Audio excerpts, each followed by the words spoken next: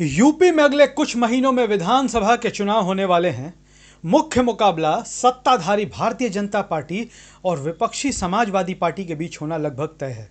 विश्लेषक जब भी यूपी विधानसभा चुनाव की चर्चा करते हैं तो बताते हैं कि मुख्य मुकाबला भाजपा, समाजवादी पार्टी, बसपा और कांग्रेस के बीच है। लेकिन हकीकत यह है कि इस प्रदेश में पिछले कुछ चुनावों से कांग्रेस सिर्फ वोट कटवा पार्टी की हैसियत में रहती है और इस बार भी कमोबेश हालात ऐसे ही हैं। नमस्कार, न्यूज़ आईएम में आपका स्वागत है। बड़े शोर शराबे के बीच विगत लोकसभा चुनाव में प्रियंका गांधी वाड्रा को कांग्रेस ने यूपी का प्रभारी और राष्ट्रीय महासचिव बनाया।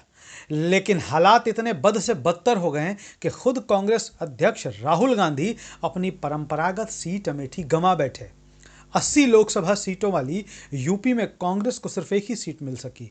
बाकी के 2-4 सीटों को छोड़ दे तो अधिकांश सीटों पर कांग्रेस वोट कटवा की भूमिका में ही रही। कहने को तो राज्य में कांग्रेस पिछले कई सालों से विधानसभा चुनाव की तैयारियों में लगी हुई है, लेकिन तैयारी के नाम पर प्रियंका गांधी का ढोल बजाने के अतिरिक्त कांग्रेस कुछ नहीं कर सकी। उत्तर प्रदेश में कांग्रेस का संगठन नहीं के बराबर है।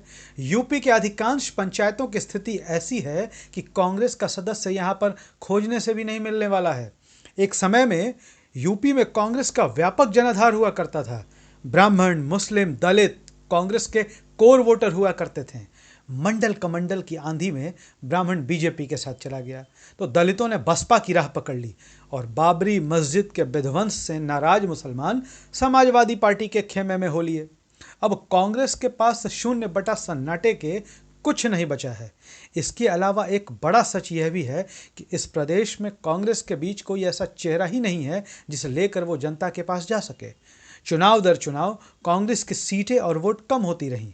जमानत जब्त कराने वाले प्रत्याशियों की संख्या निरंतर बढ़ती ही गई। अब कांग्रेस के पास एक नया चेहरा आया है, इमरान प्रतापगढ़ी का।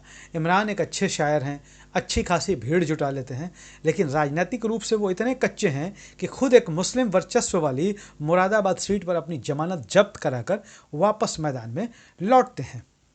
आसन्न विधानसभा चुनाव में भी कांग्रेस की कोशिश जीतने की नहीं बल्कि समाजवादी पार्टी का वोट काटकर ऐसी भूमिका में आने की दिख रही है जिससे कि सरकार भारतीय जनता पार्टी की बन जाए और फिर बाद के दिनों में कमजोर होकर समाजवादी पार्टी उनके साथ गठबंधन करने को मजबूर हो जाए।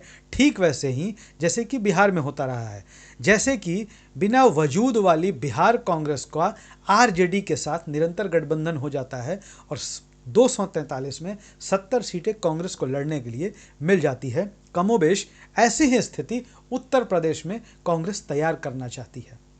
हमें उम्मीद है कि यूपी विधानसभा से जुड़ा ये हमारा वीडियो आपको पसंद आया होगा, तो इसे फॉरवर्ड और शेयर करना ना भूलें और हमारे चैनल को सब्सक्राइब ज़रूर करें।